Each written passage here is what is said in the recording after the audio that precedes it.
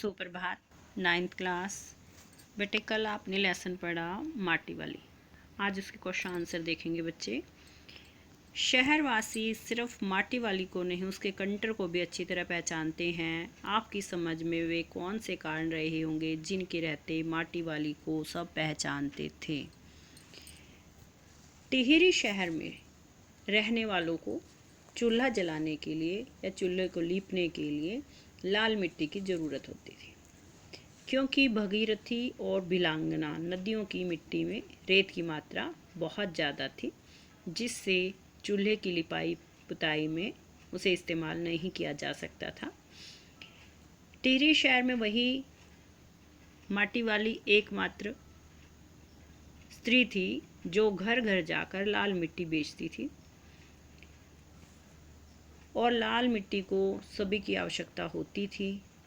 माटी वाली की इस लाल मिट्टी को बेचने के कारण ही शहरवासी उसे जानते थे, और वर्षों से प्रत्येक शहर में उस शहर के प्रत्येक घर में मिट्टी देने के कारण सभी उसे ही नहीं उसके कंटर को भी अच्छी तरह पहचानते थे। यहाँ कंटर उसे कहा गया है जिस कनस्तर को वो सिर पर रखकर जिसके अंदर मिट्टी ढोती थी, वही कनस्तर को कंटर कहा गया। इसलिए माटी वाली को अपनी ज़रूरत के हिसाब से सभी लोग जानते थे और उसके कंटर को भी पहचानते थे। दूसरा प्रश्न है आपका, माटी वाली के पास अपने अच्छे या बुरे भाग्य के बारे में ज़्यादा सोचने का समय क्यों नहीं था? क्योंकि माटी वाली टिहरी शहर से दूर रहती थी और वहाँ तक उसे आने जाने में, जहाँ से वो माटी लाती थी, लाल मिट्टी लाती थी, उसे माटा खान कहा गया है। उसे अपने घर से माटा खान तक जाने में कम से कम 1 घंटा लग जाता था। 1 घंटा उसे वापस अपने घर जाने में, और बाकी समय वो लोगों के यहाँ माटा खान से लोगों के यहाँ मिट्टी पहुँचाती थी। इसलिए बहुत समय उसका इसी काम में लग जाता था, और जो थोड़ा बहुत समय उसके पास बचता था तो उसके पास अपनी झोपड़ी नहीं थी, और इसीलिए उसने अपनी झोपड़ी जमींदार की ज़मीन पर बनाई हुई थी। इस कारण उसे जमींदार को भी बेगार देनी पड़ती थी, यानी फ्री में उसका काम करना पड़ता था। इसलिए उसके पास इतना समय नहीं था कि वो अपने भाग्य के बारे में या किस्मत के बारे में कुछ सोचे कि उसकी किस्मत अच्छी है या बुरी। तीसरा प्रश्न है, भूख मिट्टी की भोजन मीठा से क्या अभिप्राय है? भूख मिट्टी की भोजन मीठा से अभिप्राय ये है कि जब हमें भूख लगी होती तो हमें कैसा भी खाना मिल जाए, रूखा सूखा खाना भी हमें स्वादिष्ट लगता है, लेकिन अगर हमारा पेट भरा हुआ होता है तो क्या है, हमें स्वादिष्ट खाना भी अच्छा नहीं लगता है। चौथा प्रश्न देखेंगे, पुरखों की गाढ़ी कमाई से हासिल की गई चीज़ों को हराम के भाव बेचने को मेरा दिल गवाही नहीं देता। मालकिन के इस कथन के आलोक में विरासत के बारे में अपने विचार व्यक्त कीजिए। हमारे पूर्वजों ने कड़ी मेहनत की कमाई से अनेक वस्तुएं इकट्ठी की, बनाई और इन्हें विरासत में हमारे लिए छोड़ दिया। उनके द्वारा छोड़ी गई चीज़ें जैसे बर्तन हैं, मूर्तियां हैं, आभूषण आदि होते हैं जो उनकी पहचान होते हैं, और उनके द्वारा छोड़ी गई चीज़ों का हमारे लिए बहुत महत्व होता है, लेकिन कई बार लोग उन्हें फ्री की चीज़ें मानकर उनकी कद्र नहीं करते हैं। इसलिए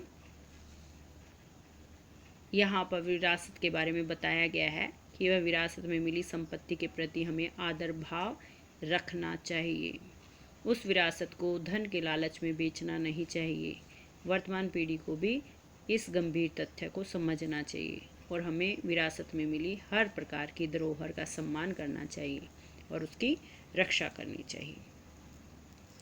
माटी वाली का रोटियों का इस तरह से हिसाब लगाना उसकी किस मजबूरी को प्रकट करता है? माटी वाली का रोटियों का इस तरह से हिसाब लगाना उसकी गरीबी को प्रकट करता है कि वो इतनी गरीब है कि अपने लिए 2 वक्त की रोटी का इंतज़ाम अच्छी तरह नहीं कर पाती। जब उसे रोटी मिलती है तो किसी तरह से अपने पति के लिए भी उसमें से रोटियां बचा लेती है और हिसाब लगाती है कि किस तरह से उन दोनों का उसमें से गुजारा हो जाएगा। इससे पता चलता है कि वो बहुत गरीब है। आज माटी वाली बुड्ढे को कोरी रोटियां नहीं देगी, इस कथन के आधार पर माटी वाली के हृदय के भावों को अपने शब्दों में बताइए। माटी वाली रोटियां पाकर बहुत खुश है। आज वह अपने बूढ़े पति को भरपेट खाना दे सकेगी। उसके इस कथन में पत्नी प्रेम का भाव छिपा है। दूसरों के घरों से मिली रोटियों से माटी वाली अपना तथा अपने बूढ़े पति का पेट भरती है। 4 रोटियों में से 3 रोटियां वह बचाकर घर ले आई है।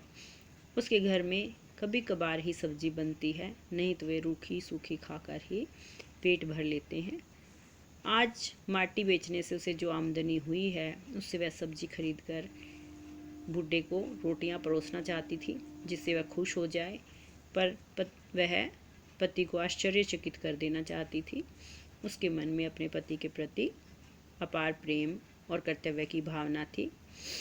उसने 1 पाव प्याज खरीदा, उसे तलकर उसे खिलाने का विचार करके ही वह खुश होकर अपने घर चली गई। अगला प्रश्न है, गरीब आदमी का शमशान नहीं उजड़ना चाहिए, इस कथन का आशय स्पष्ट कीजिए। यहाँ पर विस्थापन की पीड़ा को शामिल किया गया है, जो अपनी जड़ों से दूर होने की पीड़ा होती है। माटी वाली के इस कथन में एक ऐसा व्यंग है जो विकास के नाम पर लोगों के जीवन से खिलवाड़ करने वालों पर किया गया है। जहाँ जीते जी किसी को जमीन ना मिले, मरने के बाद भी लोग उसे चैन से ना रहने दें, क्योंकि जब माटी वाली के पास रहने के लिए अपनी झोंपड़ी भी नहीं है। उसने वह झोंपड़ी जमींदार की जगह पर बनाई हुई है। किसी तरह से उसमें वह गुजारा कर रही है, लेकिन अब जब उसका पति मर गया है तो उसे शमशान में भी जगह मिलने की उम्मीद नहीं है, क्योंकि शमशान वाली जगह पर पानी भर गया है। इसलिए वह कहती है कि गरीब आदमी का शमशान नहीं उजड़ना चाहिए। 8वां प्रश्न है, विस्थापन की समस्या पर एक अनुच्छेद लिखिए। विस्थापन का अर्थ है अपनी मातृभूमि तथा कार्यभूमि को छोड़कर कहीं और जाना। किसी भी व्यक्ति का अपनी ज़मीन और परिवार से अलग होना बहुत ज़्यादा कष्टकारी होता है। भारत में विस्थापन की समस्या एक बड़ी समस्या है। विस्थापन कभी देश के बंटवारे के नाम पर होता है, कभी विकास के नाम पर बांध आदि के निर्माण को लेकर। इसमें नीति निर्धारकों को किसी प्रकार की क्षति नहीं उठानी पड़ती है। क्षति यानी नुकसान वहाँ रहने वालों को ही उठाना पड़ता है। किसान को अपनी ज़मीन छोड़नी पड़ती है और मज़दूरों को अपना काम। उन्हें दूर दराज के क्षेत्रों में भेज दिया जाता है। वे अपने परिवार से दूर रहकर सदा चिंता में डूबे रहते हैं और उन्हें अनेक समस्याओं का सामना करना पड़ता है। इस प्रकार विस्थापन की समस्या एक बहुत बड़ी समस्या है। बच्चे इन प्रश्नों को लिखेंगे और याद करेंगे।